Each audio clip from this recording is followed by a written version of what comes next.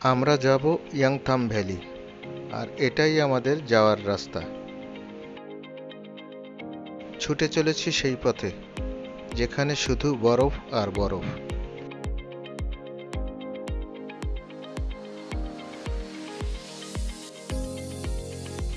গতরাত্রে লাচুংয়ে রাত্রি যাপনের পর পরদিন সকালে পৌঁছালাম আমাদের গন্তব্য ইয়ামথাম ভ্যালিতে। ইয়ামথাম ভ্যালিতে ওই সময় আমাদের বরফ পাওয়ার কথা ছিল না, কিন্তু গতরাত্রে স্নোফল হওয়াতে পুরো এলাকা বরফের স্বর্গরাজ্যে পরিণত হয়ে গিয়েছিল।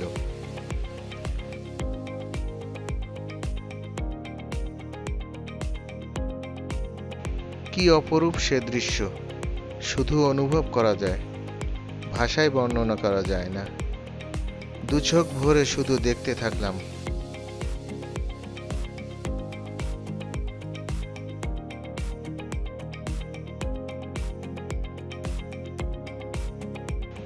আমি হাঁটছি বরফের উপর দিয়ে। বরফগুলো মাটি থেকে প্রায় 2 থেকে 3 ইঞ্চি পরিমাণ মোটা হয়ে বরফের চাদরে পুরো এলাকাটাকে ঢেকে রেখেছে। চারিদিকে বরফের উপরে দর্শনার্থীদের পায়ের ছাপ।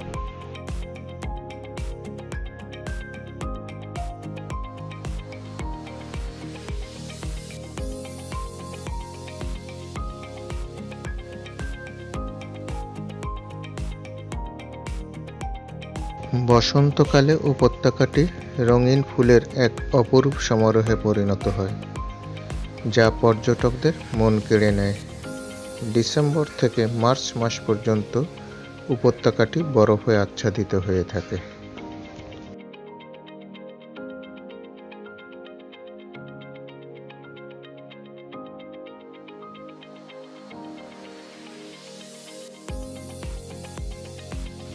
পাশ দিয়ে বয়ে চলা তিস্তা নদী পরিবেশটাকে আরও মনোরম করেছে। প্রাকৃতিক সৌন্দর্য ও শান্ত পরিবেশের জন্য ইয়াংথাম ভ্যালি অবশ্যই একটি দেখার মতো স্থান।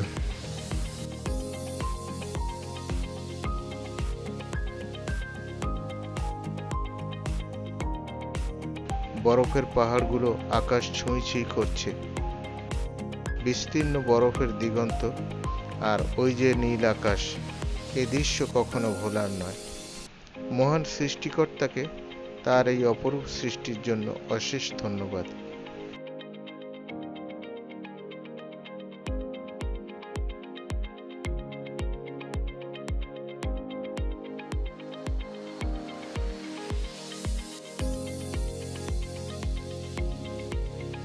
ইয়ামথাং ভ্যালি নর্থ সিকিমের লাচুংয়ে অবস্থিত এমনই একটি স্থান, যা কখনো ফুলের উপত্যকা, আবার কখনো বরফের উপত্যকা। যেদিকে তাকাবেন দৃষ্টি ফেরাতে পারবেন না।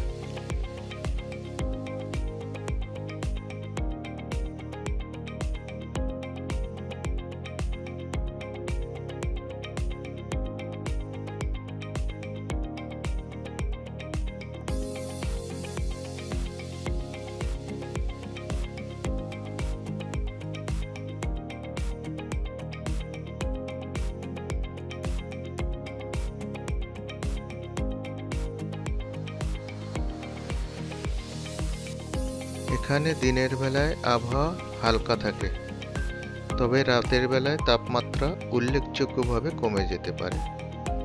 তাই গরম জামা কাপড় অবশ্যই আপনাকে সাথে রাখতে হবে। উপত্যকাটি সমুদ্রপৃষ্ঠ হতে প্রায় 3500 মিটার বা 12,000 ফুট উপরে অবস্থিত।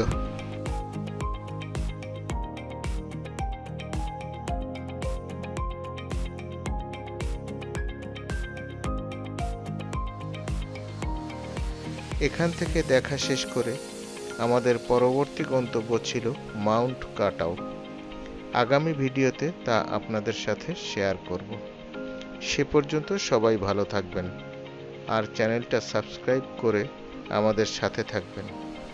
বন্ধুরা, লাইক শেয়ার কমেন্ট করতে ভুলবেন না যেন। আপনাদের একটা কমেন্ট আমাকে অনেক অনেক অনুপ্রাণিত করবে।